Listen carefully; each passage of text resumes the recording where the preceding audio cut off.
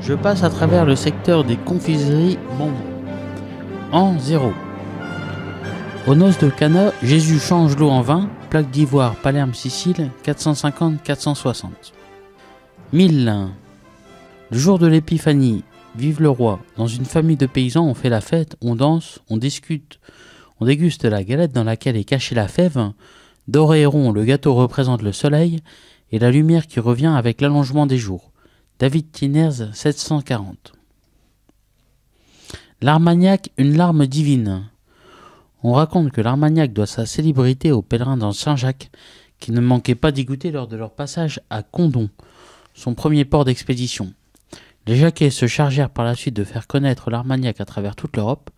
La légende rapporte que l'Armagnac naquit d'une larme divine tombée entre Pyrénées et Garonne. L'histoire atteste que l'Aigo Ardennes fut fabriqué en terre de Gascogne vers le XIVe siècle, à l'origine médication prescrite par les apothicaires pour ses vertus thérapeutiques multiples. Au XVIe siècle, les procédés de distillation sont améliorés et l'eau-de-vie courante devient produit de dégustation, baptisé Armagnac. Mais à partir de 1879, les vignes sont dévastées par le phylloxéra.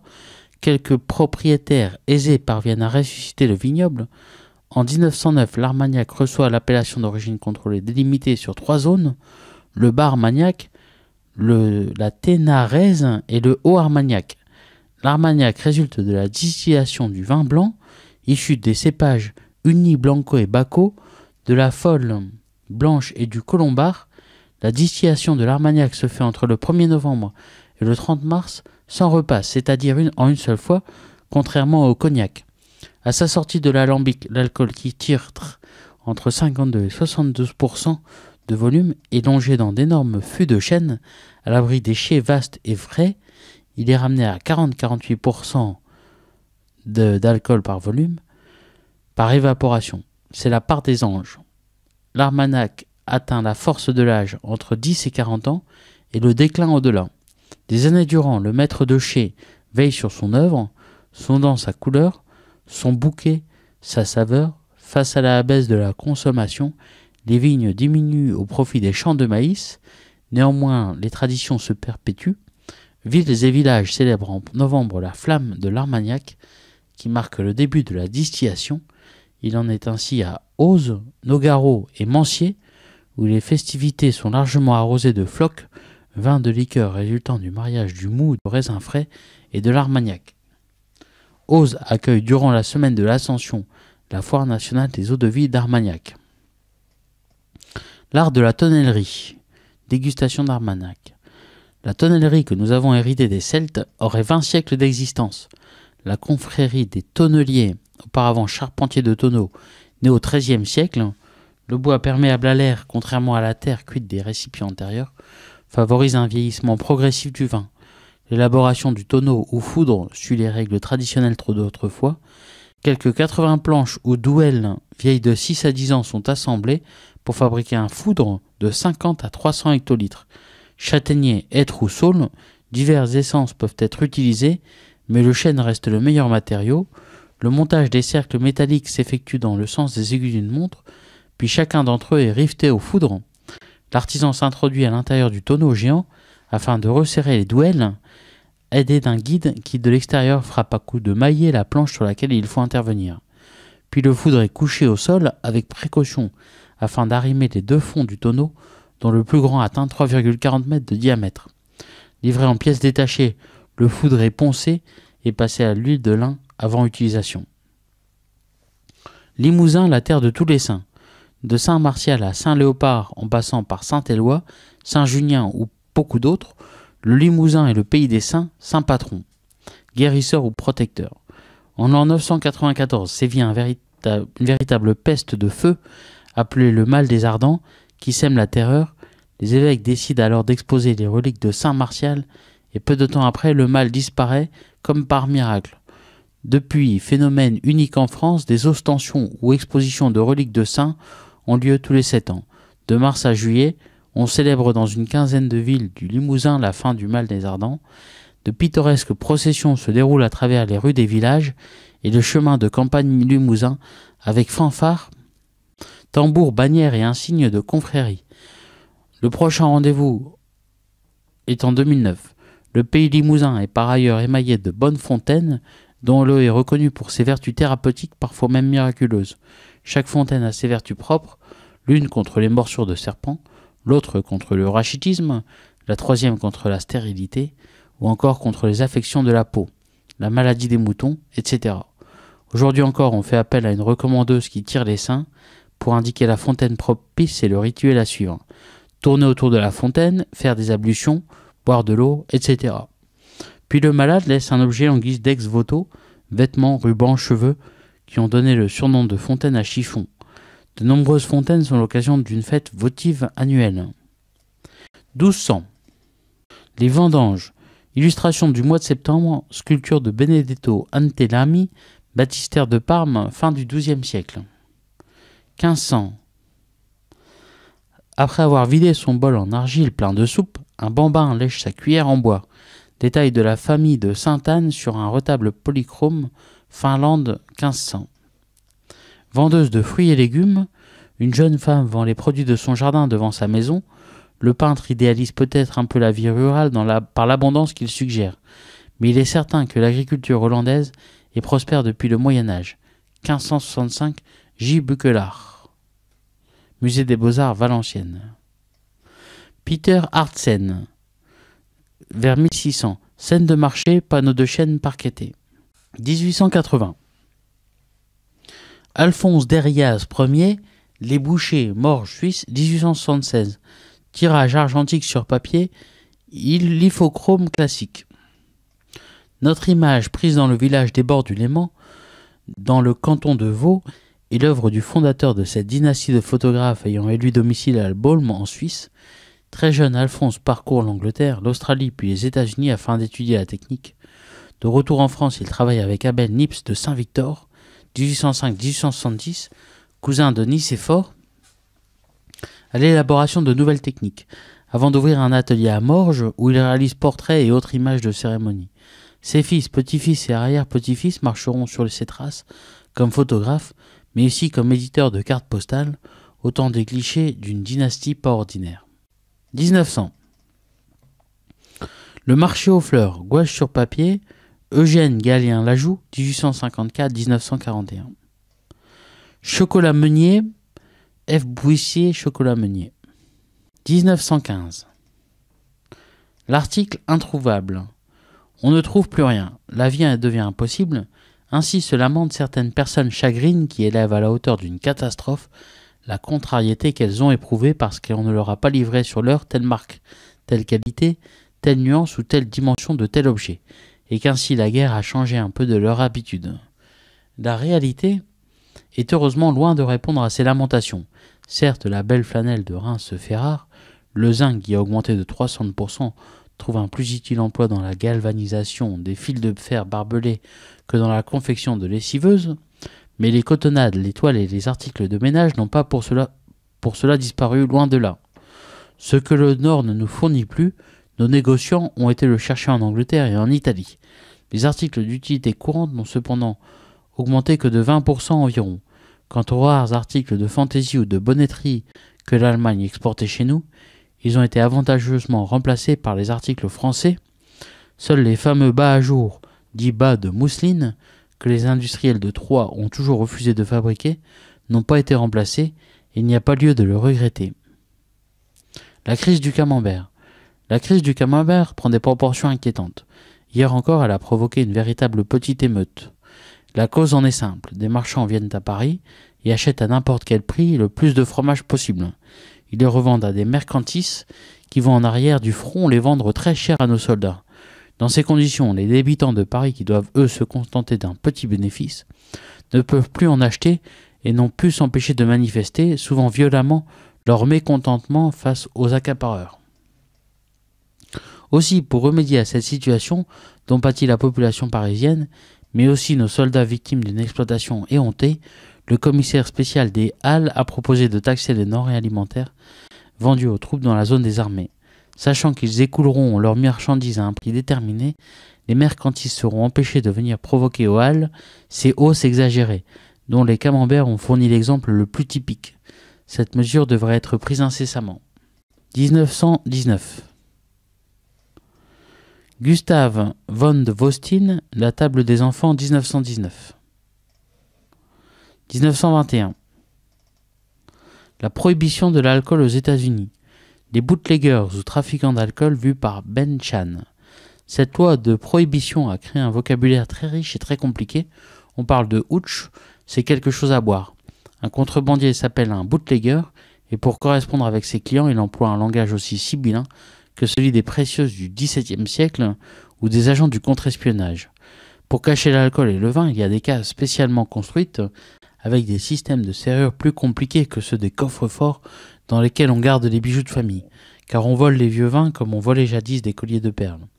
Ceux-là même qui s'étaient contentés d'eau pure, jusqu'ici ne rêvent plus que d'alambics clandestins. La nature humaine a toujours subi l'attrait du fruit défendu. La fin de la prohibition aux États-Unis. C'est la fin de la noble expérience dont le principal résultat aura été, pendant 13 ans, de livrer une des plus prospères industries des États-Unis à des organisations de criminels. Dans ces États où l'abrogation de la prohibition sera effective demain, tout est prêt pour satisfaire les assoiffés. D'innombrables dîners et banquets auront lieu pour célébrer la mort de l'Amérique sèche. Suite à une campagne promotionnelle pour la farine médaille d'or en 1921, la compagnie Washburn Crosby, prédécesseur de General Mills, fut inondée de courriers et de demandes d'informations. Il fallut donc engager une correspondante chargée du traitement du courrier. C'est ainsi que naquit le personnage de Betty Crocker, une experte culinaire et une mère de famille aussi appréciée qu'irréelle. Le prénom Betty fut choisi car il était sympathique et chaleureux. Quant au nom de famille Crocker, c'est celui de l'un des directeurs de la compagnie qui venait de prendre sa retraite. La signature de Betty fut choisie parmi toutes celles des employés de l'usine et continue aujourd'hui encore d'être utilisée. C'est un homme qui répondit au courrier adressé à Betty jusqu'en 1936, date à laquelle il fut décidé de lui donner un visage inspiré des femmes qui travaillaient dans la compagnie. Durant des décennies, Betty Crocker anima de nombreuses émissions culinaires à la radio et à la télévision. Elle écrivit également plus de 200 livres de cuisine. Pour suivre les changements de la société, son visage fut repeint 8 fois. Elle passa d'une femme mûre à une jeune femme carriériste, capable de conjuguer vie professionnelle et personnelle. 1935. L'alimentation en temps de guerre. Dans les circonstances actuelles, il est rassurant de savoir que l'alimentation de la France est assurée quoi qu'il arrive. Il est d'autant plus nécessaire d'imposer de sévères sanctions aux commerçants qui majorent abusivement leurs prix, profitant de la crédulité et d'un manque d'information de leurs clients. Afin d'essayer de remédier à cet état de choses, nous rappelons ici que les dernières récoltes de blé nous ont laissé un important excédent. En ce qui concerne le prix élevé du sucre, cette hausse est due au déficit de la récolte de betteraves de 1938, mais les stocks suffisent à assurer la soudure avec la prochaine récolte, qui devrait largement dépasser notre consommation annuelle. Nous recommandons cependant aux ménagères de constituer des réserves de beurre. En effet, cet hiver, son prix devrait fortement augmenter. Ricless, produit à base de menthe créé en 1938 par Henri de Ricless. En 1838, le pharmacien Henri de Ricless crée un produit qu'il nomme alcool de menthe. La marque est déposée en 1857 et sa commercialisation commence en 1869 après la fondation de la société de Ricless et compagnie. La Grande Guerre contribue au développement de l'alcool de menthe. Ses propriétés polyvalentes en font un produit populaire indispensable aux poilus et aux coloniaux. C'est à cette époque qu'est lancé le slogan « Ricless, la menthe forte qui réconforte ». La société fusionne en 1970 avec Réglisse-Zahn, puis avec Haribo en 1987. C'est de la menthe sans alcool qui est vendue en bouteille depuis 1954. La fabrication du soda Ricless concédée aux brasseries de la Meuse, puis à Vittel en 1959, passe aux mains de Pernod Ricard en 1996, puis à celle de Cadbury Schweppes en 2001. Signature de la marque, Ricless, sa fraîcheur vous prend de vitesse. 1940. Carte de rationnement et autres mesures pour réduire la consommation. Les tickets d'alimentation, les pâtisseries sont interdites 3 jours par semaine. Parmi les diverses mesures prises par le gouvernement de M. Paul Reynaud s'inscrivent les institutions des cartes de rationnement, l'interdiction de vente de pâtisseries 3 jours par semaine, la limitation du nombre des plats dans les restaurants et la réduction de la consommation d'alcool. d'autres mesures visant l'augmentation de la production, il a été décidé de recourir au travail des femmes. Les jeunes gens de plus de 16 ans seront tenus de recevoir une formation professionnelle. Des mesures fiscales favoriseront le commerce extérieur, alors qu'un contrôle strict limitera les dépenses, le gaspillage et l'augmentation des prix. Ainsi sera vaincu le plus grave danger qui menace la vie intérieure du pays, la hausse des prix. Rôti de corbeau au ciseau. Le corbeau a été promu à la dignité de rôti. Malheureusement, ce triste volaille a la réputation fort justifiée d'être coriace et difficile à cuire. Voici une vieille recette alsacienne grâce à laquelle, si vous faites rôtir un corbeau, vous serez sûr qu'il est assez cuit. Mettez-le dans un plat allant au four et placez à côté de la bête une paire de ciseaux. Quand les ciseaux commencent à ramollir, c'est que le corbeau est à point. Les crêpes sans lait, sans œufs et sans sucre. Pour 12 à 15 crêpes, achetez une demi-livre de farine de sarrasin sans tiquet et ajoutez une pincée de sel. Délayez la farine avec 2 verres de bière et un verre et demi d'eau. Il faut que la pâte nappe la cuillère. Faites-le au dernier moment. Prenez un tampon et trempez-le dans une matière grasse quelconque, beurre si vous en avez, margarine ou végétaline. Passez-le ensuite sur le fond de la poêle. Les crêpes, une fois faites, enduisez-les d'un peu de confiture, saupoudrez de quelques noix hachées et si vous le pouvez évidemment, ajoutez une petite pincée de sucre. Faites chauffer d'autre part un petit verre d'alcool, rhum, cognac, marc, etc. Faites flamber à table au moment de servir. Vie parisienne, le rallye camembert. En l'occurrence, c'est pour des pastilles Vichy que l'on fait la queue. Donc le rallye camembert, 5 novembre. À propos de crémières, vous savez que celles-ci n'ont jamais rien dans leur boutique. Pas le moindre Livaro, pas le plus petit reblochon à quelque heure du jour qu'on se présente. C'est partout la même réponse. Je n'ai plus rien, tout ce que j'ai reçu est parti en 10 minutes. Alors je connais des Parisiens amateurs de fromage qui de leur fenêtre surveillent à la jumelle la boutique du crémier et quand ils voient celui-ci arriver chez lui avec un petit stock, ils se précipitent. Le rallye camembert, c'est le sport du moment, ça repose un peu de la chasse à courre et l'on est aussi fier d'avoir fait déboucher un quart de brique, un 10 corps. Chaque époque a ses plaisirs, ses modes et ses petites vanités. La ration de viande 1943. Extrait de Libération Nord. On vient d'annoncer à la date du 26 mars dernier une diminution de la ration de viande officielle. Nous disons bien officielle, car si le niveau chiffre qu'on laisse prévoir est de 120 grammes par semaine, chacun sait que les tickets honorés ne comptent que pour 90 grammes avec os. Les prestations exigées par l'Allemagne, qui étaient en moyenne de 121 972 quintaux par mois en 1940 et 1941, ont sérieusement augmenté depuis, la moyenne mensuelle étant passée de 184 à 184 474 quintaux. Et aujourd'hui, les Allemands exigent des quantités encore supérieures, c'est-à-dire que les 90 grammes par semaine avec os ne seront même plus assurés. Retour du rationnement du pain et de l'électricité. Après l'annonce de la baisse des prix de 5% au début de cette année et l'accueil chaleureux qui lui avait été réservé, les Français se retrouvent face au problème de consommation. En effet, la consommation d'électricité vient à nouveau d'être limitée et l'éclairage des vitrines est désormais interdit. Le ministre de la Production industrielle nous a expliqué que l'augmentation de notre consommation d'électricité, ayant crevé tous les plafonds, elle exige des quantités considérables de charbon qui font déjà défaut aux autres secteurs de l'économie. En ce qui concerne le pain, les rations journalières viennent encore de baisser et le gouvernement a décidé d'augmenter également le nombre de jours de fermeture des boulangeries, qui est donc désormais de 2 jours à Paris et de 3 jours en province. M. Paul Ramadier, au cours de sa conférence de presse hebdomadaire, a longuement commenté ces décisions, expliquant à la population le déficit de nos réserves de change et les difficultés devant lesquelles le gouvernement se trouvait à chaque fois qu'il s'agissait de faire appel aux importations. Alors Pierre-Eugène Montezin, scène de fenaison, 1874-1946. 1947. La pénurie persiste après la libération. Une aide sociale américaine sert la soupe à de petits écoliers français. On notera les ravages de la guerre sur la façade de leur école. Voici plus d'1 an que la France est libérée. Le ravitaillement de la France n'est plus soumis aux servitudes qui le gênaient.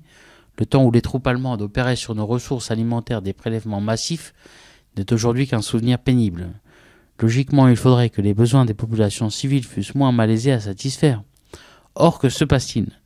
Nous mangeons toujours mal et la carte de pain vient d'être rétablie. La pénurie persiste, presque égale dans la plupart des secteurs économiques. L'une des questions cruciales pour les Français est celle du chauffage de cet hiver. Les importations de charbon dont nous dépendions pour une importante partie avant la guerre ne sont plus possibles, la production ayant fortement baissé en Angleterre et celle de l'Allemagne restant encore désorganisée. Nous devons donc compter sur nous-mêmes. Or, notre production est trop faible du fait de l'épuration qui a supprimé une partie du personnel technique et parce que notre outillage est usé et que nos mineurs se plaignent de la lenteur du ravitaillement qui a été une des causes des grèves du mois de mai. Pourrons-nous, comme l'hiver précédent, recourir aux courants d'origine hydraulique? Sans charbon ou presque, c'est aux chutes d'eau que se trouve suspendu notre sort. 1958. Plus de fruits et moins de pain. 1957. Une étude de l'INSEE compare l'alimentation des Français en 1913 et celle d'aujourd'hui. Les Français boudent les féculents et farineux au profit des produits frais. Ainsi, la consommation de pain a-t-elle diminué de 34%, celle de pâtes de 20%, celle de pommes de terre de 24% et celle de légumes secs de 40%. A l'inverse, ils consomment 2 fois plus de fruits frais, donc 5 fois plus d'agrumes et 8 fois plus de bananes. Le lait progresse de 20%, le beurre de 67% et les fromages doublent. La viande progresse de 64%. Ces chiffres montrent de manière irréfutable l'élévation du niveau de vie des Français qui semble suivre aussi les prescriptions du corps médical. 1976. Un frigo dans la neige.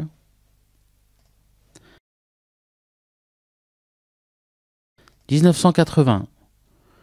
Australians wouldn't give a X for anything else. C'est une publicité pour la bière de 1987. Même pub. Ici une célébration du Coca-Cola. Sponsoring Evian Masters. Pub Hollywood.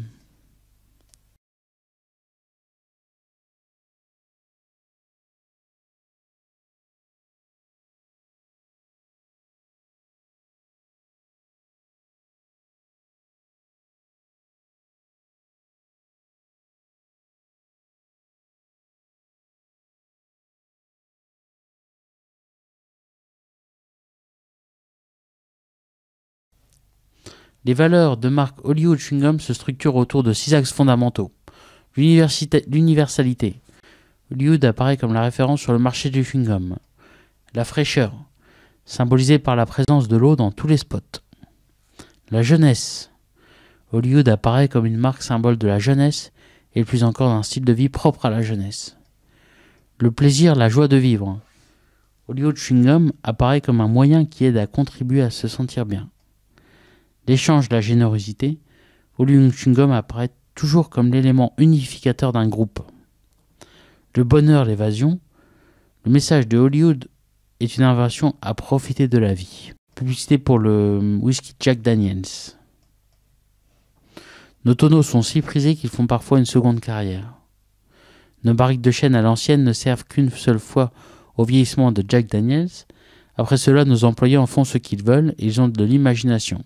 Monsieur Yodeler Brannan allait scier le sien pour créer 2 bacs à plantes, mais ici à Lynchburg, vous les verrez aussi transformés en barbecue, ou en fauteuil, ou placés dehors pour recueillir la pluie. On peut faire tant de choses d'un tonneau.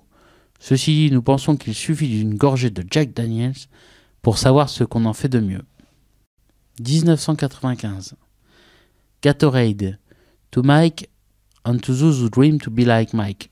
Je crois que c'est Michael Jordan. Gatorade has countered competition from Coke and Pepsi in the sports drink market with increased advertising using sports celebrities such as former basketball star Michael Jordan. 2001. Le secteur de l'alimentation et des boissons considéré par Cordius comme un havre de paix. Les notes de Cordius Asset Management sont à accumuler en Nestlé, Numico, alors que Heineken et Unilever sont à réduire. Les analystes préfèrent toutefois le sous-secteur alimentation aux spiritueux et bières. Il n'en demeure pas moins que ces sociétés génèrent des cash flows stables et prévisionnels. Elles font en outre preuve d'une grande transparence en termes de bénéfices. 2008. Boissons, l'Occident est saturé. Le secteur des boissons alcoolisées, souvent cité en même temps que l'alimentation, est considéré comme étant un secteur défensif. Il n'empêche qu'on ne peut pas vraiment le qualifier de purement défensif. Les boissons alcoolisées sont en effet des produits de luxe, non indispensables dans la vie, et sont pour cela plus dépendants du cycle économique. En des périodes économiquement moins favorables, on lésinera plus rapidement sur de tels produits. Comme valeur défensive, ces actions ont moins baissé en valeur pendant la crise boursière au tournant du siècle que le marché des actions. La croissance du volume ne peut pas être qualifiée de spectaculaire, ni pour les spiritueux ni pour les bières. Le marché de la bière augmenterait en 2006 globalement de 2%, tandis que les spiritueux pourraient augmenter de 3%. Dans les différentes régions, il y a pas mal de distinctions à faire. C'est ainsi que la consommation de bière et de boissons spiritueuses diminue en Europe occidentale. On peut mentionner pour ces prestations médiocres plusieurs raisons. La croissance démographique en baisse en Occident et le modèle de goût qui évolue. Il s'oriente vers le vin ou les alcopops, font que le public délaisse de plus en plus la bière. Comme c'est le cas avec la consommation de tabac, l'attitude répressive des autorités semble avoir son effet.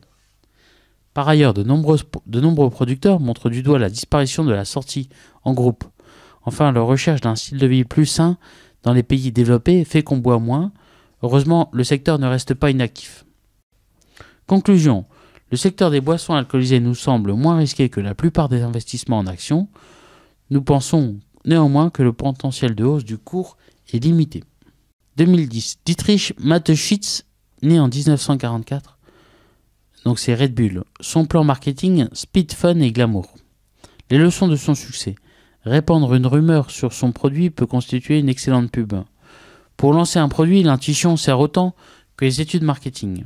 Sponsorise plusieurs sports extrêmes et consacre plus de 100 millions d'euros par an à la F1, équipe Red Bull et Toro Rosso. Un effort publicitaire sans précédent. Alors, Coca-Cola, c'est 9% du chiffre d'affaires, Red Bull, c'est 30% du chiffre d'affaires. À bien des égards, Dietrich Mateschitz ressemble à sa boisson, Red Bull, et aux jeunes qui la consomment. Transgressif, hédoniste et adorant la vitesse, ce célibataire toujours bronzé qui vient de prendre sa retraite sur son île des Fidji a mené sa vie et ses affaires tambour battant. Canette vigorante, rien ne prétendait. Dietrich Mateschitz a créé la marque leader des energy drinks, plus de 4 milliards de canettes vendues en 2009. Ce fils d'instituteur autrichien étudie nonchalamment la gestion à Vienne dans les années 70, plaçant plus de temps à faire la fête qu'à plancher sur ses cours. Son bagou lui permet néanmoins de devenir un bon vendeur chez Unilever, avant de passer chez l'allemand Blendax, groupe Procter & Gamble, où il est promu directeur du marketing international des shampoings et dentifrices. En proie au jet lag lors d'un voyage d'affaires en Thaïlande, il découvre les vertus revigorantes du Krating Daeng ou buffle rouge, une boisson locale appréciée par les camionneurs et les ouvriers que fabrique l'importateur local de Blendax. Quittant son employeur Dietrich Mateschitz, crée une joint venture avec ce partenaire thaï et adopte le produit au goût occidental. Il lui adjoint de l'eau gazeuse, l'enferme dans une mince canette bleue et argentée et le rebaptise Red Bull, qui suggère les vertus énergisantes de la taurine et de la caféine. Lors des tests auprès des consommateurs, la saveur et le positionnement de Red Bull suscitent des avis tranchés. On adore ou on déteste. Loin de s'en inquiéter, Mateschitz va miser sur cette controverse. Il invente le slogan Red Bull vous donne des ailes et lance son produit dans les nightclubs autrichiens en 1987. Préférant le bouche à oreille à la pub classique, il orchestre et laisse enfler les rumeurs. Red Bull serait un aphrodisiaque, aurait le même effet que la cocaïne, contiendrait des extraits de testicules de taureau de combat. Les autorités sanitaires de certains pays, dont la France, se laissent piéger et interdisent la vente de Red Bull. Dès lors, sa réputation sulfureuse est établie. Parallèlement, Mateschitz a investi dans le sponsoring, privilégiant les sports extrêmes, kitesurf, escalade, ski freeride et les Oscars de l'air cascade. En F1, il gagne, mais se fait aussi remarquer grâce aux jolies filles qu'il amène dans les paddocks et à ses mécaniciens déguisés en héros de la guerre des étoiles. Dézinguer Burn. La transgression, le fun, le speed, le glamour, une recette qui fait monter sans cesse les ventes, plus 8% en 2008, et qui terrasse la concurrence. Pour dézinguer Burn et Dark Dog, Mateschitz s'ajoute méprisant, Red Bull c'est le vrai produit, l'original, Personne ne veut une Rolex fabriquée à Taïwan ou à Hong Kong. 2011, aquaculture. L'aquaculture en passe de fournir la moitié des poissons consommés dans le monde. L'aquaculture sera la troisième source de protéines dans l'alimentation mondiale, devant la viande bovine d'ici à 2020 selon les prévisions de la Rabobank. En pleine restructuration, elle remplace peu à peu la pêche et attire de plus en plus d'investisseurs. Le poids de l'aquaculture dans la consommation mondiale des produits de la mer, de 1950 à 2020. Donc en 2020, on sera quasiment à 50%. Alors, confidentiel, il y a encore 20 ans, l'aquaculture est en train d'exploser, essentiellement du fait de l'Asie. C'est la source de protéines animales qui connaît la plus forte croissance à l'échelle mondiale, affirme la FAO, qui vient de publier un rapport sur le sujet. Elle a fourni plus de 56 millions de tonnes de poissons et de crustacés en 2009, soit une croissance de 8% par an depuis 1990, alors que la pêche en a ramené 90 millions de tonnes. En 2012, l'élevage fournira la moitié des poissons consommés sur la planète, estime la FAO. L'aquaculture deviendra ainsi la troisième source de protéines de l'alimentation humaine, devant la viande de bœuf, note la Rabobank dans une étude diffusée la semaine dernière. Ce secteur a nettement atténué la pauvreté et l'insécurité alimentaire, se réjouit la FAO. L'essor de l'aquaculture va de pair avec la stagnation de la pêche depuis des années 1990, début de la raréfaction de certaines espèces et de la mise en place de quotas destinés à protéger les ressources halieutiques. Elle s'explique aussi par les préoccupations diététiques dans les pays avancés et l'occidentalisation des modes alimentaires des pays émergents, qui stimulent la demande. Le commerce international des produits de la mer, le plus dynamique de toute l'industrie alimentaire, a désormais dépassé 100 milliards de dollars par an, soit le double de son niveau en 2000, une offre sophistiquée en Europe. Pour les populations insulaires telles que les Japonais et les Islandais, les produits de la mer sont un aliment majeur, tout comme ils le sont dans les régions dotées de zones côtières importantes, à l'instar de l'Europe. La Chine tire la croissance de ces secteurs depuis des décennies, avec une consommation par tête désormais supérieure à ce qu'elle est en Europe et aux États-Unis, précise la Rabobank, mais le marché communautaire déficitaire à 80% demeure le plus intéressant en termes de valorisation. Les consommateurs plus exigeants et privilégient le haut de gamme et attendent une offre plus sophistiquée. Dans certains pays, dont l'Allemagne, la Pologne et le Brésil, c'est l'engouement pour les sushis qui tire la demande. En Inde ou en Afrique, la vente se limite aux régions côtières en l'absence de chaînes de froid bien organisées. Les industriels et les financiers sont de plus en plus nombreux à s'intéresser à l'aquaculture. Les gros armateurs, s'ils réalisent des marges confortables, ont en effet peu d'autres opportunités de croissance. L'élevage de saumon le plus développé d'un point de vue technologique est déjà largement industrialisé. 15 groupes fournissent 65% de la production mondiale. La plupart d'entre eux sont cotés, à l'instar du numéro 1 mondial, le norvégien Marine Harvest, et de ses compatriotes Leroy ou encore Salma. Outre le saumon, les poissons blancs sont une des plus grosses productions aquacoles. La carpe a été la première espèce reproduite. Très prisée en Chine, elle tient lieu de production d'appoint dans les fermes rizicoles, où cette céréale constitue la base de sa nourriture. D'autres espèces comme le tilapia ou le panga produit en Chine et au Vietnam, proposé en filet sans arrêt, connaissent un formidable succès dans les pays occidentaux. Malgré l'apport de l'aquaculture, la pêche demeure la forme la plus rentable de capture de poissons blancs, grâce notamment au Common d'Alaska. Le thon, à l'inverse de nombreuses autres espèces, n'est pratiquement pas produit en élevage. Mais des développements sont en cours qui devraient aboutir à un commerce à grande échelle de thon aquacole d'ici à 10 ans, estime la Rabobank. La valorisation du thon en boîte, dont le leader mondial est le thaïlandais Thai Union Frozen Products, s'est sensiblement améliorée avec la consommation de sandwichs et de salades. A signalé aussi la formidable essor de la crevette d'élevage en Asie depuis 20 ans. Depuis 2 ans, des problèmes sanitaires ont limité l'offre et fait augmenter les prix de 25 à 30%. Mais l'arrivée de l'Inde dans cette activité devrait relancer la production et calmer les prétentions. William Wallace Cargill, l'entrepreneur des grains. Si la grande figure du marché du blé en Argentine est sans conteste Charles Bunch, un homme incarne l'ampleur des mutations survenues aux États-Unis dans les années 1860 et le rôle des chemins de fer dans cette évolution, William Wallace Cargill, fondateur du géant mondial du négoce des céréales qui encore aujourd'hui porte son nom, né en 1844 à Long Island, ce fils d'un capitaine de long cours démarre sa carrière en 1865. Nous sommes alors au lendemain de la guerre de sécession, durant laquelle le jeune homme a servi dans les rangs de l'Union. Meurtri dans sa chair, le pays est alors en pleine reconstruction. Alimentant une croissance vigoureuse, ambitieux et disposant d'un pécule qui lui permet de voir venir, William Cargill s'installe à Conover. Ce choix ne doit rien au hasard. Véritable petite ville champignon, cette bourgade totalement dépourvue de charme se situe en effet à la pointe extrême de l'avancée des chemins de fer de l'Ouest, attirant vers elle une armée de colons, de fermiers, de négociants et d'aigrefins en tout genre. Comme William Wallace Cargill a compris que Conover donnait accès à d'immenses terres grasses et riches, idéales pour la culture des céréales. Mais son projet n'est pas de cultiver la terre. Durant la guerre, il a en effet pris la mesure de l'importance des céréales pour nourrir des millions de soldats enrôlés sous l'uniforme. Avec la faim, un nouveau marché s'est ouvert, encore plus considérable, celui de l'alimentation des villes, elles-mêmes en pleine croissance. Acheter et vendre les grains de l'Ouest pour les expédier vers l'Ouest, tel est en fait le projet de Cargill. Il va être le premier à le faire à une échelle industrielle. En 1865, il ouvre un premier entrepôt de grains à Conover, mais son véritable coup de génie est ailleurs. Loin de se contenter d'un seul entrepôt, le jeune entrepreneur décide en effet d'acheter et de vendre les grains en suivant la progression du chemin de fer et de créer des entrepôts dans chaque nouvelle bourgade.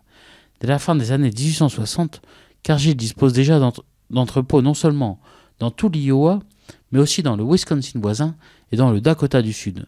Il exploite également plusieurs silos à bande transporteuse 20 ans plus tard. L'entrepreneur se trouve à la tête de plus de 100 silos, ce qui fait de lui le premier acteur du secteur. Présente dans les principaux États producteurs de blé, sa société achète chaque mois plusieurs milliers de tonnes de céréales qui prennent le chemin des grands centres urbains de l'Est des États-Unis, mais aussi déjà des marchés internationaux. Bière. Kirin tente une expansion en Chine. Confronté au recul de la consommation de bière au Japon, le brasseur nippon Kirin Holdings annonçait hier qu'il allait tenter de doper sa présence sur le marché chinois, qui représente pour l'instant moins de 1% de ses ventes globales, en s'alliant sur place avec le holding China Resources Enterprise. Le groupe japonais va dépenser 400 millions de dollars pour établir, avec son nouveau partenaire chinois, une co-entreprise de production et de distribution de boissons non alcoolisées. Kirin va intégrer à la co-entreprise dont China Resources contrôlera 60%, les 4 filiales qu'il détient déjà en Chine, dans les boissons sans alcool. Avant la fin de l'année, la co-entreprise devrait commencer à écouler dans les 3000 magasins travaillant déjà avec China Resources plusieurs boissons conçues par Kirin telles que les thés glacés, Gogo no Kocha et le café Fire. Carlos Couturier, directeur général du groupe Citricola Couturier Hermanos.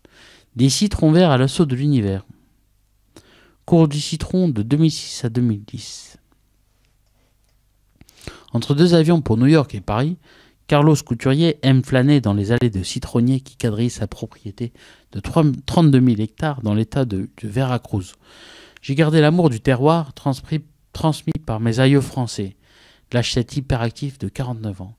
À la tête de Citricola Couturier Hermanos, premier producteur mexicain d'agrumes, il a vu décoller son chiffre d'affaires l'an dernier grâce à l'envolée des cours de l'orange et du citron vert. Il en produit plus de 100 000 tonnes par an sur les terres héritées de son arrière-grand-père, un haut savoyard arrivé au Mexique en 1893. Carlos entre à 24 ans dans l'entreprise familiale. J'en ai pris les rênes en 2006 et j'ai créé un marché mondial du citron vert, autrefois consommé uniquement au Mexique, dit-il dans un français parfait. Après les États-Unis, l'élégant Mexicain est parti à la conquête de l'Europe, puis de l'Asie. Le patron aux yeux verts comme ses citrons se définit toujours comme un agriculteur authentique et avoue sa faiblesse. Mon seul vice de millionnaire, les montres de luxe que j'achète sans compter. 2 semaines par mois, ce père de famille quitte ses bureaux de Mexico pour rejoindre dans son petit avion privé le village de San Rafael, où vivent sa femme et ses 2 enfants dans une superbe demeure au design épuré. Grand sportif, Carlos aime faire du ski nautique sur la rivière qui traverse son domaine. La maison coloniale de l'arrière-grand-père, elle, a été transformée en hôtel. Il a d'ailleurs créé au Mexique 9 autres boutiques hôtels qui accueillent la jet set de Paris Hilton à Bono en passant par Salma Hayek. J'appartiens à cette nouvelle génération de Mexicains qui n'ont plus de complexe à l'égard de leurs voisins américains, peut se flatter Carlos Couturier. En juillet, son 11e hôtel sera inauguré au cœur de New York. Du soja au blé au menu de Harvard. Gustavo Globo-Copatel, Argentine, à la tête du groupe Los Grobos. Gustavo Globo-Copatel, petit-fils d'immigrés juifs ukrainiens, un rondouillard jovial de 46 ans qui arbore un look d'éternel étudiant, a transformé l'entreprise familiale Los Grobos en premier exportateur de soja d'Argentine, deuxième de blé. Basé sur le développement de la connaissance, le business model mis en place par cet agronome inventif est étudié à Harvard. Alors que son père Adolfo ne jurait que par la propriété terrienne, Gustavo, lui, ne croit qu'à l'outsourcing. Selon lui, l'agriculture du XXIe siècle est celle basée sur la location de la terre et la sous-traitance des machines-outils. L'important étant de réinvestir dans l'innovation et la formation. Ainsi, sur les 250 000 hectares gérés par le groupe, seuls 4 500 appartiennent au holding familial. Et seulement 30% de ces 550 millions de dollars de chiffre d'affaires viennent de la production. Le reste de la prestation de services agro-industriels de pointe. Par exemple, ce logiciel capable de mesurer en temps réel via un système GPS les besoins en fertilisant des sols.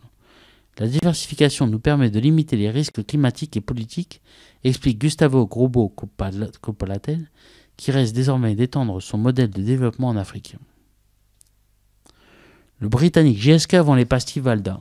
GSK, GlaxoSmithKline, met en vente une série de marques de médicaments, notamment des analgésiques et les pastilles Valda, qui représentent un chiffre d'affaires annuel de 560 millions d'euros. Le groupe pharmaceutique avait déjà acté la cession d'une partie de sa division de médicaments sans ordonnance en février, un secteur considéré comme non stratégique pour l'avenir du groupe. Le but est de les céder avant fin 2011 à des compagnies mieux placées pour en tirer tout le potentiel, notamment en Europe et aux États-Unis. Sont concernés les analgésiques Solda Pain, BC et Goodies, les pastilles Valda, les suppléments vitaminés Aptei et la pilule anti-obésité Ali. L'évolution de l'alimentation en France. Alors c'est extrait de Futurible par Céline Lesnay. La France est réputée de longue date pour sa gastronomie, qui attire chaque année de nombreux touristes étrangers sur le territoire et dans les restaurants français. Mais en ces temps où les rythmes s'accélèrent, où les ménages sont de plus en plus biactifs et où les sources de loisirs concrets ou virtuels sont légion, les Français restent-ils attachés à cette gastronomie et continuent-ils de faire preuve d'un comportement alimentaire spécifique? Céline Lesnay s'est penchée sur la question et propose, au travers de 2 articles, celui-ci et un second à paraître, de faire le point sur les comportements alimentaires des Français. Ce premier article s'attache aux évolutions de ces comportements au cours des dernières décennies. Il permet de cerner la façon dont les Français mangent aujourd'hui et les grandes tendances susceptibles d'influencer leur comportement alimentaire dans les années à venir. Après avoir montré la baisse relative du budget consacré à l'alimentation en France et les changements qualitatifs de la consommation alimentaire, elle rappelle combien subsistent encore des inégalités en la matière, malnutrition, insécurité alimentaire. Elle souligne aussi la montée en puissance des produits préparés et des repas pris hors domicile, la diversification des lieux d'achat alimentaires qui témoigne d'une certaine forme de rattrapage des comportements observés dans les pays notamment anglo-saxons, mais elle montre aussi que le modèle alimentaire français, qui confère une place centrale à la bonne chère et à la convivialité qui l'accompagne, résiste et conserve tout son sens. La France a vu sa gastronomie inscrite au patrimoine de l'humanité par l'Organisation des Nations Unies pour l'éducation, la science et la culture. Cette reconnaissance est évidemment une très bonne nouvelle, à l'instar des sites naturels ou historiques exceptionnels. Elle montre que le repas gastronomique des Français doit être à la fois valorisé et protégé. D'une manière plus générale, ce fait d'actualité pose une question fondamentale qui touche aux habitudes alimentaires des Français et aux mutations qu'elles ont subies depuis plusieurs décennies. Les Français mangent-ils aujourd'hui comme ils mangeaient hier? Et surtout, si cette mutation se poursuit, mangeront-ils demain comme on mange encore aujourd'hui? Pour répondre à cette question, nous laissons délibérément de côté les problèmes liés à la production ou la disponibilité des produits qui relèvent d'une toute autre problématique. On se propose ici d'effectuer un panorama des pratiques alimentaires actuelles des Français et de leur évolution en se basant sur les données les plus récentes et les études les plus pertinentes. Les données quantitatives sur le sujet, en effet, ne manquent pas, voire s'y comptent. On ne compte plus les sondages d'opinion, régulièrement repris dans la presse, les enquêtes statistiques INSEE, Agrest, INPES, AFSSA, Credoc, etc. Les études marketing des industries agroalimentaires, souvent de qualité inégale, les analyses qualitatives sont également riches et éclairantes, qu'il s'agisse, pour ne citer que les plus importants, des travaux de Jean-Pierre Poulain, Claude Fischler ou Jean-Pierre Corbeau. Celles-ci nous montrent entre autres que l'acte alimentaire, loin de pouvoir être cantonné à une fonction biologique de nutrition, croise en plein des problématiques éthiques, sociales, culturelles, philosophiques, liée en grande partie à nos représentations de l'aliment ou à l'imaginaire de l'alimentation, nous rappelons à juste titre cette vérité fondamentale que pour l'homme civilisé, une nourriture bonne à manger doit être aussi bonne à penser. L'information, on le voit, ne fait donc pas défaut, mais tous ces éléments, qu'il s'agisse des données brutes ou des données digérées, si l'on peut dire par l'analyse interprétative, se présentent sous une forme éclatée. L'alimentation en France ressemble aujourd'hui à un puzzle dont on aurait toutes les pièces, mais qui n'aurait pas encore été rassemblé. Cet article se propose justement d'esquisser à partir des pièces existantes une physionomie générale de la consommation alimentaire des Français, et cela en se servant des outils de la prospective. Cette reconstitution s'effectuera en deux volets. Dans un premier temps, on s'attachera à identifier les tendances lourdes, les évolutions structurelles observables sur une longue période et soumises à une forte inertie. On s'efforcera ensuite, dans une deuxième temps, de pointer les tendances émergentes, les signaux faibles, en étant attentif aux ruptures et bifurcations possibles.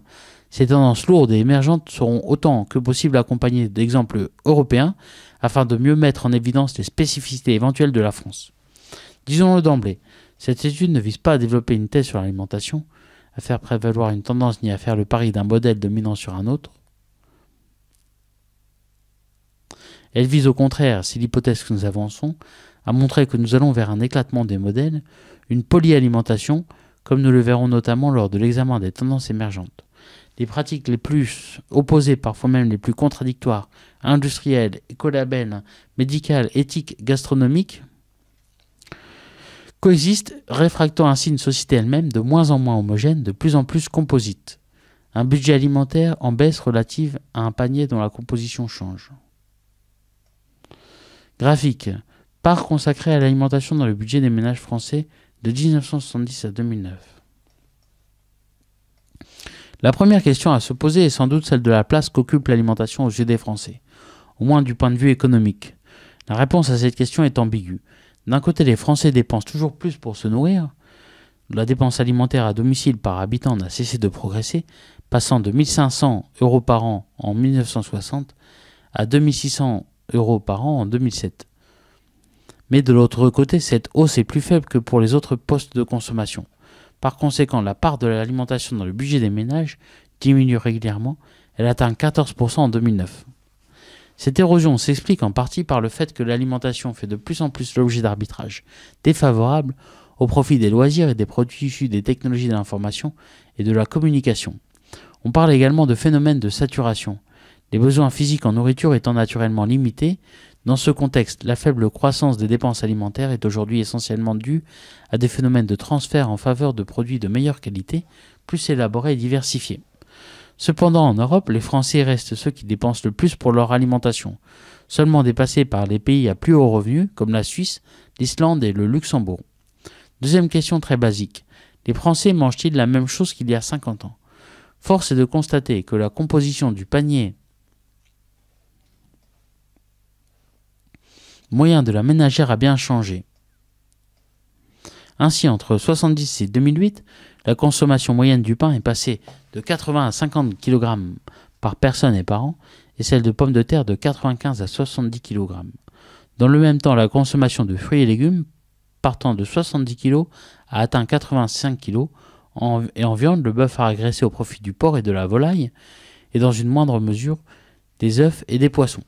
Côté boissons, les Français ne boivent plus que 50 litres de lait par an, contre 95 en 70, mais avalent 22 kg de yaourt contre seulement 8 en 70.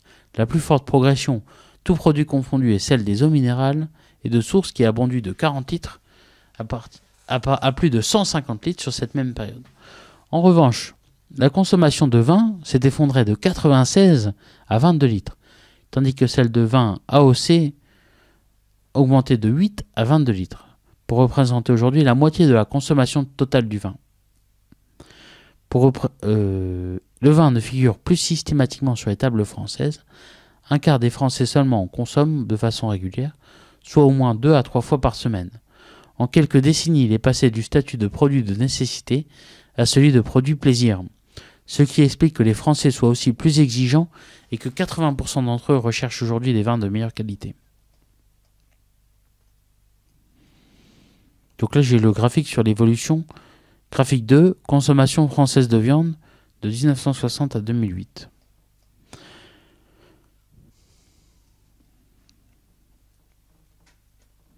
Les habitudes alimentaires restent marquées par des spécificités régionales.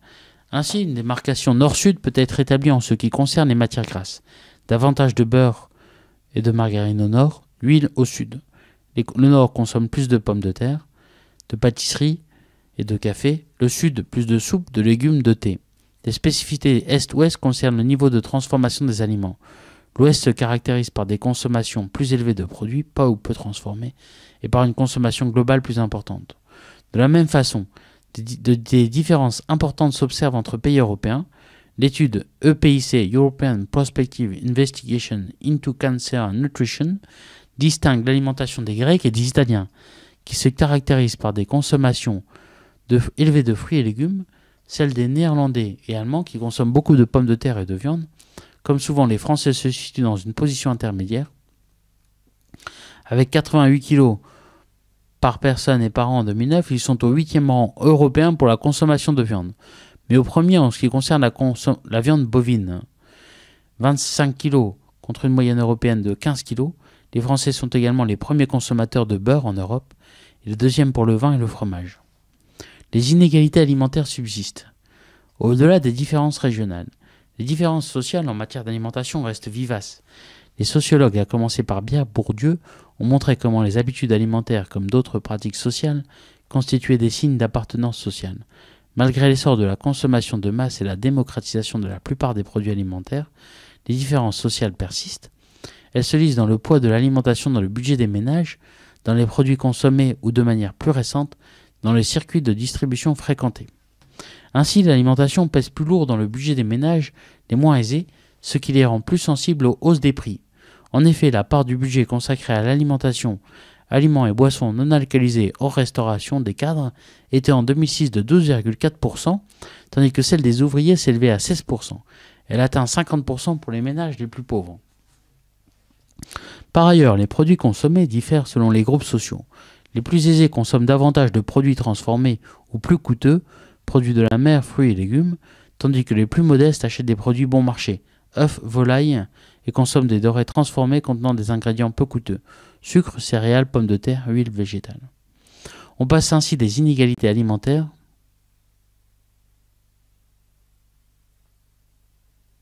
aux inégalités nutritionnelles. Les produits les plus recommandés par les nutritionnistes, ceux qui figurent dans les objectifs du Plan National Nutrition Santé, PNNS, fonctionnent comme des marqueurs sociaux. Les ménages à faible revenu n'en consomment pas assez par rapport aux recommandations nutritionnelles.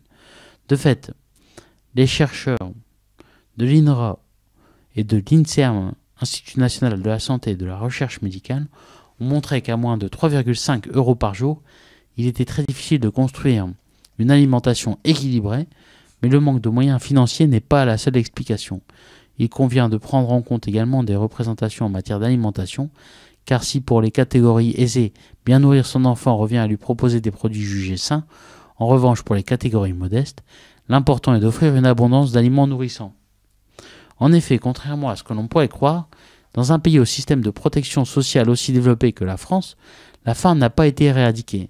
Selon le baromètre de l'INPES, en 2008, 2,5% des Français âgés de 25-75 ans déclarent ne pas avoir assez à manger souvent, ou parfois. De même, d'après une enquête du Crédoc, 5% des personnes interrogées fin 2008 déclaraient avoir passé au moins une journée sans prendre un repas complet par manque d'argent au cours des 2 dernières semaines, cette proportion atteignant 15% chez les ménages pauvres. Par ailleurs, près de 40% des sondés par l'INPES disent avoir assez à manger, mais pas toujours les aliments qu'ils souhaiteraient.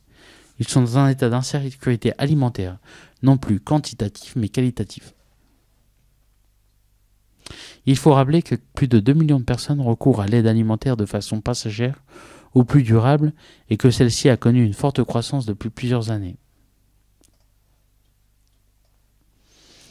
Graphique 3. Taux de surpoids passé et projections futures dans quelques pays de l'OCDE. Donc de 1970 à 2020. Donc on voit que la France,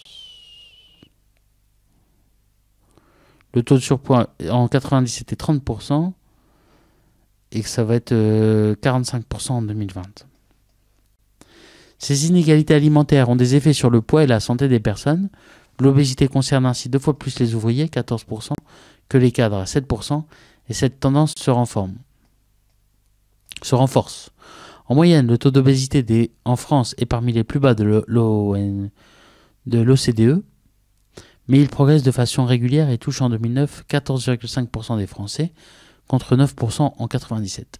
L'augmentation est régulière, à un taux d'environ 0,5% par an, ce qui est le même taux que celui observé chez les voisins. De 1997 à 2009, le poids moyen des Français a augmenté de 3 kg. D'importantes disparités régionales demeurent. La prévalence de l'obésité varie du sud au nord, de 11% dans la région PACA à 20% dans le Nord-Pas-de-Calais et d'est en ouest de 18% en Alsace, et 12% en Bretagne. Alors, graphique prévalence de l'obésité 97, 2003, 2009. La prévalence de l'obésité est plus élevée chez les femmes et elle concerne maintenant de plus en plus de jeunes adultes. On devient obèse de plus en plus tôt. Elle augmente cependant avec l'âge, avec un pic atteint aux alentours de 20% dans la tranche 55-64 ans. En revanche, le taux d'obésité est relativement faible chez les enfants et n'a pas augmenté durant les 20 dernières années. La proportion d'enfants de 5 à 6 ans en surpoids aurait même reculé selon une récente étude du ministère de la Santé, passant de 14 à 12% en 2006. 14 en 1999 à 12% en 2006. De plus en plus de produits transformés et de repas pris à l'extérieur. On le sait, les évolutions des modes de vie et notamment la biactivité des couples, l'allongement des temps de transport et de loisirs se sont traduits par une baisse du temps passé au fourneau, d'où le succès des aliments déjà préparés ou épluchés, des surgelés et autres plats préparés dont la part dans l'ensemble des dépenses alimentaires hors dessert a plus que doublé en 45 ans pour atteindre 41% en 2006. À titre d'exemple, la consommation de poissons et produits de la mer préparés a été multipliée par 5 entre 60 et 2000, celle de conserves de légumes et pommes de terre préparées par 4. Corollaire de cette évolution, les Français mangent de plus en plus à l'extérieur. La part des dépenses de la RHF, restauration hors foyer, dans le budget d'alimentation des ménages est ainsi passée de 11% à plus de 20% au cours des 10 dernières années. Alors là, j'ai graphique 5, répartition domicile, hors domicile du budget alimentaire des ménages en pourcentage. Donc on voit qu'au domicile, ça passe de 83% à 67%, et hors domicile, ça passe de 17% en 1958 à 33% en 2008. Alors là, le graphique 4, c'est dépenses de consommation en repas hors dessert par habitant. Si la restauration ne représentait qu'un repas sur 20 en 1958, elle représentait près de 5 repas sur 20 en 2008, avec une accélération durant les 30 dernières années. Environ 45% de ces repas hors foyer sont servis par la restauration collective, cantines scolaires, restaurants d'entreprise, hôpitaux, prisons, 43% par la restauration commerciale et le reste par les commerces alimentaires qui proposent une restauration nomade, boulangerie, station-service, vente de pizzas ambulantes, etc. On assiste à un véritable transfert de consommation du domicile vers le hors domicile. Nombre de repas pris hors domicile, c'est pas des pourcents. 61 repas en restauration commerciale et 58 en restauration collective, ça fait 119 au repas. On mange également de plus en plus vite et l'usage du français qui passe 2 heures à table le midi est de moins en moins juste. En effet, selon une étude du cabinet Gira Food Service, le temps accordé au déjeuner pris à l'extérieur est à présent en moyenne de 30 minutes et diminue d'1 minute par an. En 2008, près d'un tiers des personnes interrogées par ce spécialiste de la restauration voulaient passer le moins de temps possible à déjeuner, une proportion qui a doublé en 10 ans. Les repas au restaurant se sont simplifiés et ne respectent plus forcément la trilogie classique entrée plat dessert. On prend aussi des repas de moins en moins chers. De 1978 à 2008, le prix moyen d'un repas est passé de 17 € à 10,5 € en euros constants, ceci reflétant le passage d'une restauration traditionnelle à la restauration rapide. Les lieux d'achat se diversifient. Si 70% des dépenses alimentaires se font dans les grandes surfaces d'alimentation, les types de lieux d'achat, supermarchés, hyper, épiceries, supérettes, commerces spécialisés, magasins de surgelés, hard discount, marchés se multiplient. et les consommateurs sont de moins en moins fidèles, allant plutôt de l'un à l'autre. En 2003, chaque ménage fréquentait en moyenne 4,6 circuits de distribution contre 3,4 en 1988. Les magasins de hard discount ont connu une importante progression. Leur part de marché a atteint 14% en France, au détriment de celle des supermarchés, lesquels investissent à leur tour le créneau gamme Carrefour Discount par exemple. Cette part est beaucoup plus élevée dans de nombreux pays européens, de 30 à 50% en Norvège, Allemagne, Belgique, Danemark. Ce qui fait dire à certains analystes qu'elle pourrait atteindre en France 20% à 25% en 2020. Le hard discount concerne surtout les ménages les plus modestes, qui réalisent plus de 20% de leurs achats, alors que les plus aisés y dépensent seulement 5% de leur budget alimentaire. A l'inverse, ces derniers se fournissent plus fréquemment auprès des commerces de détail, 18% de leurs achats, et des marchés 9%, voire directement auprès des producteurs. En revanche, la vente de produits alimentaires par Internet ne décolle pas. L'ensemble des hypermarchés pèse en moyenne à peine plus lourd qu'un gros hypermarché de région parisienne. À peine 4% des Français ont déjà acheté des produits alimentaires sur Internet. La question de sécurité de paiement et des coûts de livraison sont évoqués parmi les obstacles à l'essor de la VPAI, mais l'importance de la dimension socialisation des courses alimentaires n'est pas non plus à sous-estimer. Le modèle français résiste. Malgré les transformations intervenues ces 50 dernières années dans la façon de faire les courses ou de cuisiner dans le choix des produits consommés et du lieu de consommation, les observateurs s'accordent pour dire que le modèle français n'est pas menacé. Or, la France est encore éloignée du modèle alimentaire anglo-saxon que l'on peut résumer par la formule n'importe quoi, n'importe quand, n'importe comment et souvent seul.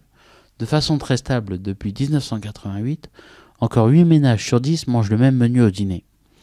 De même, 57% des Français sont occupés à manger à 12h30 contre 38% des Belges, 20% des Allemands, 14% des Britanniques. La consommation hors repas est 2 fois moins importante en France qu'aux États-Unis, 10% des apports énergétiques d'une journée contre 22%. De plus, la convivialité joue toujours un rôle important dans le modèle alimentaire français. Pour 67% des ménages, le fait de se retrouver ensemble est l'élément le plus important lors du dîner à domicile. L'équipe internationale dirigée par Claude Fischler et Estelle Masson a travaillé sur la question des différences culturelles et mis en évidence que les Français se reconnaissaient plus dans les portraits du mangeur convivial et du gourmand gourmet, contrairement aux Britanniques et aux Américains qui penchent pour leur part du côté du mangeur rationnel.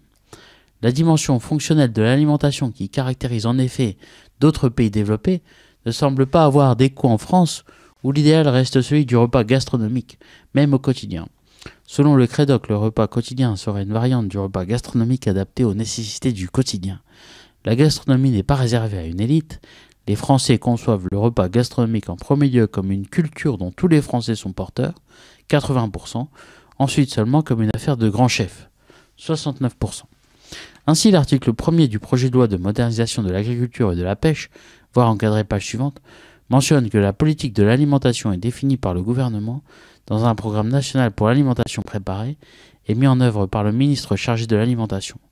Conjointement avec les ministres intéressés, le ministre de l'Alimentation doit rendre compte de tous les 3 ans au Parlement de l'action du gouvernement dans ce domaine. C'est sans doute pour toutes ces raisons que l'UNESCO a consacré le repas gastronomique des Français, car il relève d'une pratique sociale coutumière destinée à célébrer les moments les plus importants de la vie des individus et des groupes, et car il s'agit d'un repas festif dont les convives pratiquent pour cette occasion l'art du bien manger et du bien boire. L'analyse des tendances lourdes des comportements alimentaires des Français ne semble pas contredire cette vision optimiste. En effet, si l'alimentation des Français a bien sûr connu des évolutions au cours des décennies passées, si elle a moins d'importance relativement à d'autres dépenses, et si le temps passé en cuisine ou à table se réduit, les particularités françaises subsistent également, comme le montrent les comparaisons européennes. 2012. L'huile des huiles. L'olive est aujourd'hui la plus prisée des Français, même si le tournesol reste numéro 1 en volume. Après des années de stagnation, le marché repart depuis un an, en raison du regain d'intérêt des consommateurs pour la cuisine maison. Alors 1994, 43 700 000 litres à mon avis, c'est peut-être ça. Et en 2011, 108 millions de litres, dont 6 millions de litres de l'huile d'olive. Et en 1994, c'était 2,5 millions de litres d'huile d'olive. La consommation mondiale repart après 4 ans de recul. Cave du domaine Glantenay, vin de Bourgogne. Les ventes ont augmenté de 1% l'an dernier. La Chine et les États-Unis soutiennent le marché. La consommation mondiale de vin retrouve des couleurs en 2011. Elle augmente de 1% à 240 millions d'hectolitres. Elle stoppe ainsi un cycle baissier amorcé depuis 2007. Il semble que le pire est derrière nous. Cela ne veut pas dire pour autant qu'un retour immédiat vers la croissance d'avant-crise soit confirmé, relativise Federico Castellucci, directeur général de l'Organisation internationale de la vigne et du vin, OIV. Outre des facteurs économiques défavorables, le changement dans les habitudes de consommation continue à reporter la reprise dans les principaux pays producteurs, comme ceux de l'UE. En effet, les consommateurs européens privilégient désormais la qualité à la quantité. Ce sont en revanche les Américains et les Chinois qui soutiennent les ventes. Dans le détail, sur le premier marché mondial, c'est-à-dire l'Union européenne, la consommation de vin a reculé de près d'1 million d'hectolitres l'an dernier, principalement à cause d'une dégradation de la conjoncture économique dans les pays de cette zone et d'un changement de comportement des clients. La consommation italienne affiche ainsi un recul sensible de l'ordre de 1,6 million d'hectolitres, moins 6%, tout comme l'Espagne et la Grande-Bretagne, mais dans une moindre mesure. L'Allemagne, quant à elle, stagne. Champagne et cognac français appréciés. Seule exception dans ce tableau sombre, la consommation française augmente sensiblement, plus 3%, à près de 20 millions d'hectolitres. Cette hausse s'explique par des achats massifs de vin l'an dernier sur le territoire français par des touristes étrangers. Mais l'OIV ne peut pas les quantifier précisément. Selon l'indice, la consommation s'élève officiellement en France à 47 litres par habitant, déduction faite des achats touristiques. Elle avoisinerait les 40 litres par personne, un niveau proche de celui de l'Italie à 37 litres. Pour leur part, les États-Unis, second marché mondial en volume, connaissent une croissance élevée à 0,9 millions d'hectolitres, soit près du triple de 2009, et approche 29 millions d'hectolitres. Les Américains apprécient champagne et cognac français. Exemple pour la maison charentaise Courvoisier, notre premier marché extérieur reste les USA, où nous vendons 48 millions de bouteilles de cognac par an, soit près de 30% de nos exportations annuelles, explique son président. En Chine aussi, les exportations ont progressé grâce à l'engouement croissant d'une population plus aisée pour les produits vitico-vinicoles. Depuis 2001, les exportations des vins et spiritueux français se sont accrues de 3700%, dont les 3/4 concernent le Bordeaux et le cognac, explique Nicolas Ozanam, délégué général à la FEVS, Fédération des exportations de vins et spiritueux. Résultat, les échanges mondiaux de vin en 2011 ont atteint plus de 103 millions d'hectolitres, soit une hausse de 8%. 20. La consommation mondiale se maintient grâce aux États-Unis et à la Chine. La consommation mondiale de vin s'est maintenue l'an dernier grâce à l'engouement croissant des consommateurs aux États-Unis et en Chine. Selon les estimations publiées hier à l'Office international du vin, OIV, la consommation mondiale s'est élevée l'an dernier à 240 millions de tonnes. 240 millions d'hectolitres, grand MHN, en hausse de 0,7% sur un an. En Europe, la consommation est toujours à la peine. En revanche, les États-Unis, deuxième marché mondial en volume, sont en croissance, plus 0,9 millions d'hectolitres. La hausse est encore plus forte, 1,15 million d'hectolitres en Chine. Cerveau, les dangers du manque de sucre. Après des efforts prolongés, l'encéphale a besoin de reprendre de l'énergie pour éviter des prises de risques inconsidérés. Les chiens sont comme les hommes. Après un effort de contrôle sur eux-mêmes, leur cerveau peut manquer d'énergie. À gauche, Patrick, qui n'a pas participé à l'exercice. À droite, Cathy, épuisé et bâillant après être resté assis immobile pendant 10 minutes. Donc on a à gauche Patrick et à droite Cathy. Psychologie. Ne soyez pas trop exigeant avec votre chien. Ne lui imposez pas de contraintes trop lourdes, vous allez l'épuiser. Après, le pauvre animal pourrait faire n'importe quoi, se jeter sur une voiture ou faire tomber un enfant en le bousculant. Les chiens sont comme les humains. Quand on leur demande de faire quelque chose de difficile, leur cerveau se met à consommer beaucoup de glucose, au point d'en manquer. Mesurée par des tests sanguins, cette carence peut avoir des conséquences fâcheuses. C'est ce que démontre une étude réalisée par une équipe de chercheurs de l'université de l'Illinois et du Kentucky aux États-Unis. Elle est publiée en ligne dans la revue Psychonomic Bulletin and Review. Holly Miller et ses collègues ont partagé une dizaine de chiens en deux groupes Ils ont obligé les animaux du premier groupe à se tenir assis sans bouger pendant 10 minutes dans une pièce, les autres étant laissés tranquilles dans une cage. Pour rendre l'exercice encore plus difficile, une petite souris mécanique a été lâchée dans un coin de la pièce. Chacun des chiens soumis à cette épreuve, restés assis et ne pas bouger, a été conduit ensuite dans une autre pièce où un molosse agressif était enfermé dans une cage. Ils se sont approchés de la bête qui bien sûr s'est ruée sur eux, essayant de les mordre. Les chiens dans l'autre groupe, qui n'avaient été soumis à aucune contrainte, se sont montrés plus avisés. Ils sont restés sagement à l'écart du fauve. Une forte contrainte peut donc conduire à une prise de risque inconsidérée. Diminution des capacités cognitives. Cette expérience corrobore des comportements observés chez l'homme par le psychologue américain Roy F. Baumeister, un chercheur célèbre dans les pays anglo-saxons, mais encore presque inconnu en France. Par toute une série de tests, lui et ses étudiants ont montré que toute tâche exigeant une maîtrise de soi, self-control en anglais, intense et prolongée, sollicite énormément le cerveau. Le test de Stroop, qui consiste à lire des noms de couleurs, alors même que ces mots sont coloriés d'une couleur différente de celle qu'il désigne, est le plus souvent utilisé dans ce domaine. Il demande en effet un gros effort de concentration, le participant étant amené à inhiber la réponse qu'il est naturellement tenté d'apporter à la lecture des mots. Chez les humains, le cerveau consomme en conditions normales 20% de l'énergie, alors qu'il ne représente que 2% du poids total du corps. Mais il en brûle beaucoup plus quand il est soumis à un rude exercice. Après un test de self-control, on s'est rendu compte que le cerveau peut avoir des moments avec des glycémies trop basses, même chez les personnes non diabétiques. Le taux de glucose n'est pas constant dans le cerveau et il peut varier très vite, souligne Michael Mollet de l'Université de Lille, qui a participé à l'expérience avec les chiens. Le manque de glucose dans le cerveau provoque une diminution des capacités cognitives dont la personne qui en est victime n'est pas forcément consciente. Cet épuisement peut même susciter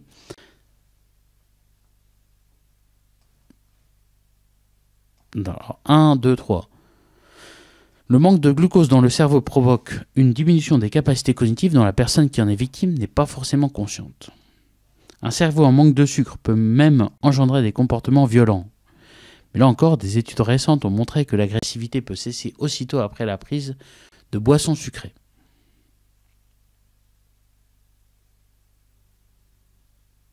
Ces recherches remettent en cause la vision un peu simpliste que l'on peut avoir de l'exercice de la volonté, indique Holly Miller. En effet, si on demande à quelqu'un de maîtriser son comportement, cette contrainte peut pomper tellement de son énergie qu'il risque de ne pas réussir. Arrêter de fumer, par exemple, pourrait s'accompagner d'un petit conseil judicieux. Si tu as peur de ne pas résister, prends une boisson sucrée. Préserver le krill, véritable gisement d'oméga 3. Le krill, de petites crevettes vivant dans les eaux de l'Antarctique. Dans l'océan Antarctique, pas très loin du rivage, Kim Bernard a repéré 2 baleines à bosse en train de festoyer. L'océanographe biologiste passe l'esté austral à la station Palmer de recherche américaine basée au large des côtes de la péninsule antarctique occidentale. Son équipe, surnommée les Psycho-Krillers, étudie la chaîne alimentaire du krill antarctique. Elle fait partie du nombre grandissant de scientifiques inquiets des répercussions de la ruée des compagnies de pêche sur cette espèce dans cette zone de l'océan. Ces petites crevettes de mer froide sont le mets favori des baleines, pingouins, phoques et oiseaux de mer. Aujourd'hui, elles sont également utilisées dans les aliments pour animaux et les compléments alimentaires riches en oméga 3 fort lucratifs. L'URSS s'est mise à les pêcher dans les années 60, mais ce n'est qu'en 90 que Luc Rainville, étudiant en 3e cycle à l'université de Victoria, Colombie-Britannique, découvre que les acides gras oméga 3 que contient le krill antarctique sont facilement assimilés par le corps humain. Néanmoins, la pêche n'est pas la seule menace pour ces crustacés. Ils se nourrissent d'algues qui poussent sous la glace de mer que les changements climatiques font fondre. La péninsule antarctique occidentale est l'endroit du monde où le réchauffement est le plus important. En 60 ans, les températures hivernales ont grimpé d'environ 11 degrés et la cale glaciaire se réduit. Autour des îles Shetland du Sud, la population de krill a diminué d'environ 40 à 80% en 30 ans. Les recherches démontrent aussi que le nombre de manchots d'Adélie et de manchots à jugulaire, leurs prédateurs, a baissé de plus de 50% au nord de la péninsule. Les océanologues s'efforcent d'éviter que la pêche au krill ne s'effondre comme celle de tant d'autres espèces. Aker Biomarine, la plus grande compagnie norvégienne de pêche au krill en Atlantique Sud, a mis au point une innovation technologique qui rend les campagnes de pêche dans les eaux froides de cette partie du monde économiquement viables. Les navires-usines aspirent les crevettes en continu, ce qu'Aker qualifie de récolte écologique, puis il conditionne immédiatement à bord. En 2011, la firme qui a débuté la pêche en 2006 a acheté un deuxième chalut du même type. De nombreux grands distributeurs commercialisent les capsules d'huile de krill avec les autres compléments riches en oméga 3. En mai 2010, une chaîne américaine, Whole Foods Market, les a retirés de ses rayons à cause de la diminution de ses prédateurs, les baleines, les pingouins et les phoques, dans les zones de pêche. Pourtant, au dire de Matt Johnson, responsable marketing chez Aker Biomarine, actuellement le krill est l'une des espèces les plus durables. Son huile, comparée à celle extraite des poissons, est un produit hautement renouvelable et il vit dans les eaux les plus propres du monde sans polluants. De retour en Antarctique occidentale, Kim Bernard, installé un matin à bord de son Zodiac, a récemment plongé un échosondeur dans l'océan. Je n'avais jamais vu autant de krill sur un échogramme, écrit-elle. Elle a collecté presque 100 000 crevettes dans un filet à plancton. La scientifique pense que cette abondance est due à un épaississement de la glace en mer l'hiver dernier. Mais le long terme reste incertain, dit-elle. Elle précise qu'un an plus tôt, par une journée fructueuse, elle n'en avait attrapé que 10. Ok, donc j'ai fini le secteur des confiseries, bonbons et alimentation.